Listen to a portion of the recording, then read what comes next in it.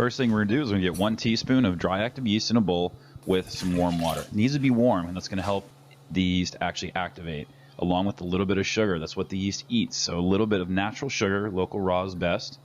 Low carb, only 6 grams for a whole loaf. So let's start. What we're going to do first here is we're going to take our eggs.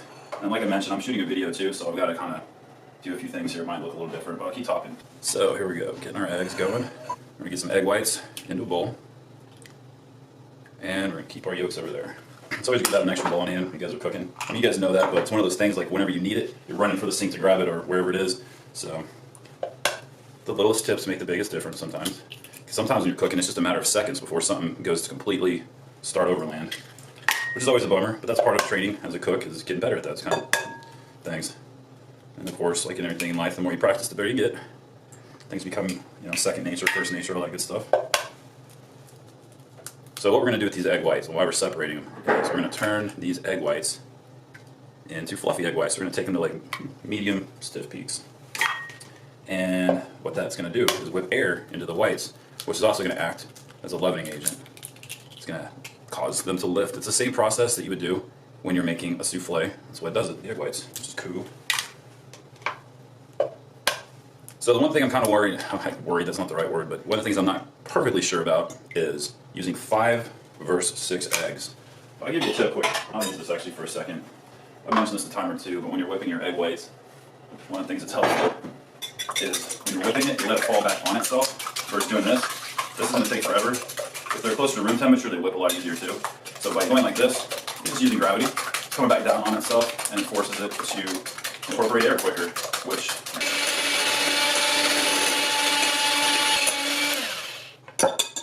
Alright. Give it a little go. We're going to beat these a little bit. So they lightly start changing color. We're going to get a little bit brighter color for it.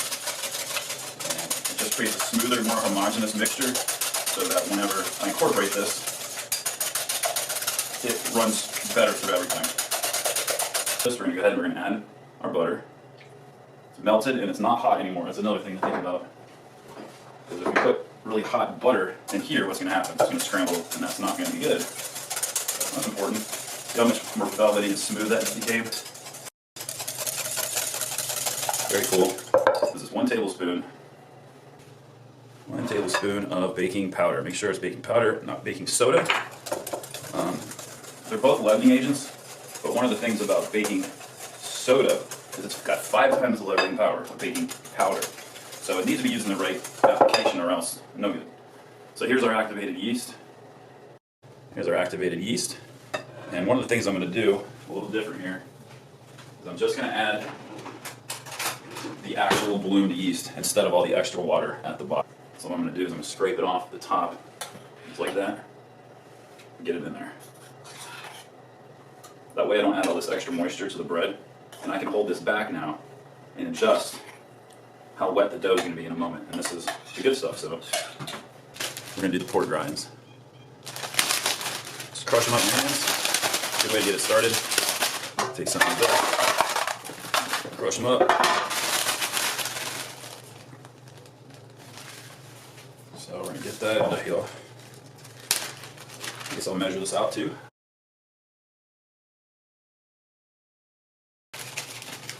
5 seems pretty good. So guys, this is how you create recipes. You try something and sometimes it works the first time, sometimes it doesn't. You gotta sit on it, think about it, why did this not work? And then go to town. So delicious cheese, who doesn't want some cheese? Put that in there. So this is 2 cups. I'm gonna start adding it and check how we're doing. Add half of it first and incorporate it.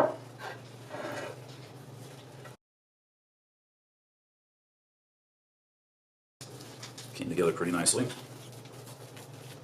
Let's add some egg whites. I'm going with about a third, which is usually the way you go. And this first roundabout is going to be pretty much just liquid. It's not going to stay fluffy and all that kind of stuff, which is how it goes.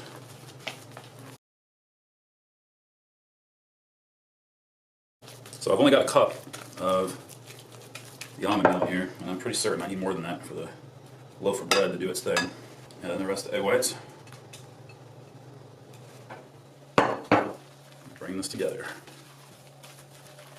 So the cheese has a bit of a saltiness to it, right?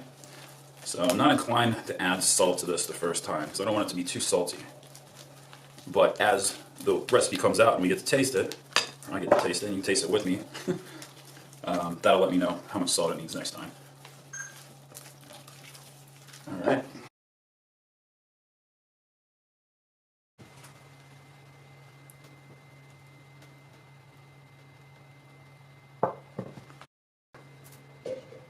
Right to the middle, so that's where it would be eggy in the bottom.